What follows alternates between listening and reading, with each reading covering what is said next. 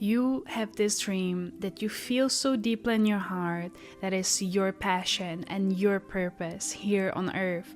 Yet you still let other people create the seed of doubt in your head because you feel like you need to go according to some kind of society standards.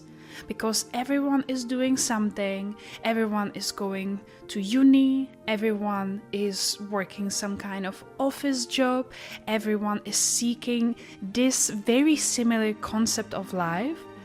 And your concept, what you deem so fulfilling, and what you think of as something that you want to do in life, it feels like you are not supposed to do it because so many people around you make you feel like your dream is not valid. And then whenever you share your dream with someone like that, you kind of start doubting, like, maybe I'm too delusional.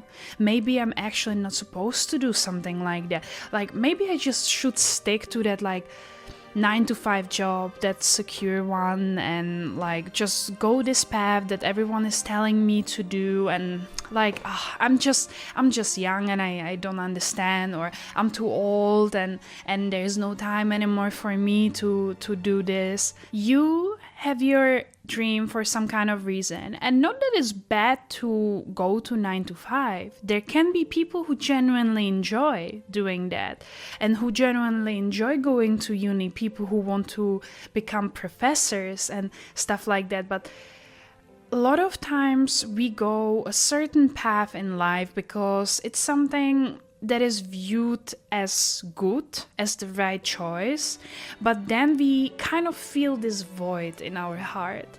And it just feels like we are not being true to ourselves, and we just following a path of someone else's desire of what we should do.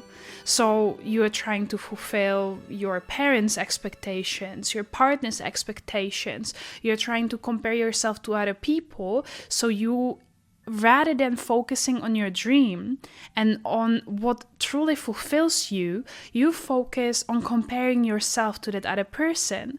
So let's say you want to do YouTube and you want to teach people how to have a better life.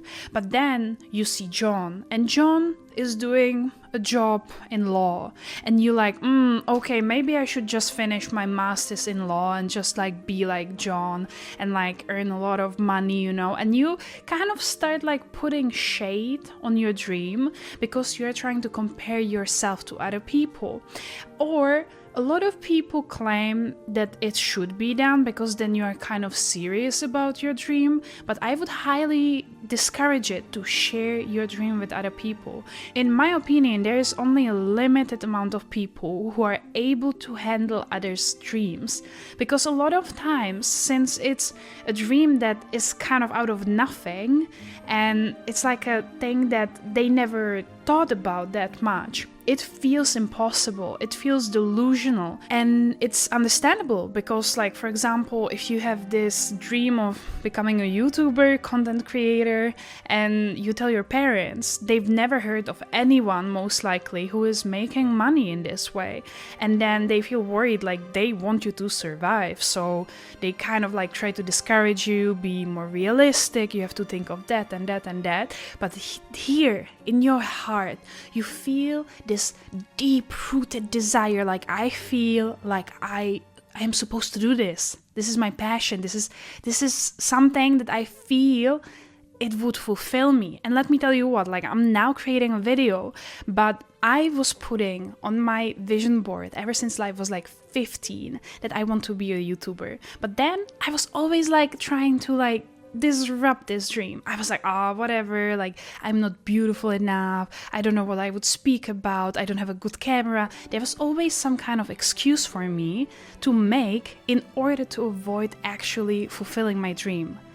And if I would have started back then when I was 15, I would have been doing YouTube for 11 years now. So it's crazy because so many times we create those excuses as well. And a lot of times, because we ask other people about our dream or we share it with them, they kind of like put this seed of doubt in our brain. And then rather than like strengthening this mindset, like it's possible, it's my dream, I'm gonna do everything for it, the doubt from them creeps in. You have the doubt and you have the excuses that you're using. And then like, what is left then? You kind of abandon your dream and you're like, yeah, it's not gonna happen anyway. So you give up on your dream and you just do life how it feels like it's supposed to be done. But you feel this emptiness within you because you feel like your life is not fulfilling. And then you try to do different things and you try to find a way how to fulfill this void, this emptiness, but you cannot until you tackle this fact that you have this dream and that your heart wants you to follow it and you know it. And even if you feel unfulfilled and you don't know what your passion is, I believe that every single human being on this planet has this one unique gift.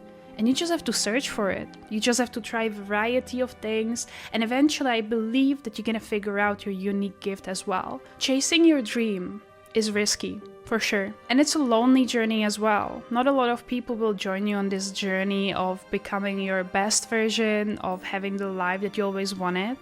But that's okay. And it's just part of the process. But I don't know how about you, but I will much rather choose chasing this uncertainty of having my heart fulfilled rather than having regrets one day and telling myself, oh, I should have done that. I should have done that. I missed out. I missed out on that opportunity and I can't ever take it back. That's a horrible feeling to leave this planet with. And I am not doing it. And it's, at the end of the day, your choice how you're gonna tackle it. If you want to give up on your dream, do it, but count with the fact that you will most likely regret it. If you want to chase your dream, good for you. I'm here for you and I'm your cheerleader and I hope that your dream will be fulfilled. And the last thing I want to say, it's a very interesting concept. However, I really believe it works like that. So I suppose that if you have this dream, sometimes you had this like moment when you were imagining yourself doing something.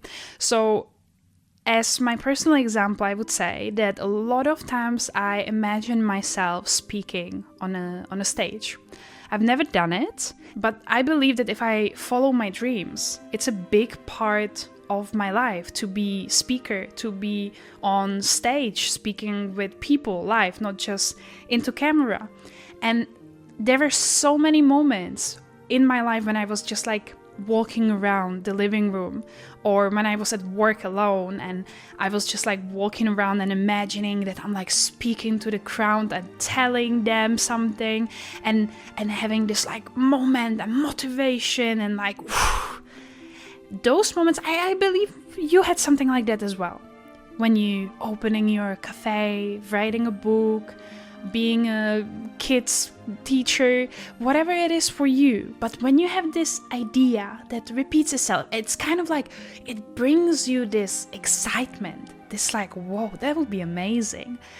And you kind of like, it just kind of comes automatically. It's not something that like, okay, let's get inspired now, like how you can visualize. It kind of like your brain wants you to live it, so that you experience it so much that you want it to be reality. I believe that if you have this unique gift, this idea, you should act on it. If it gives you excitement, I think that that's the aligned action. If you're manifesting your dream life and you feel this excitement, you should follow it.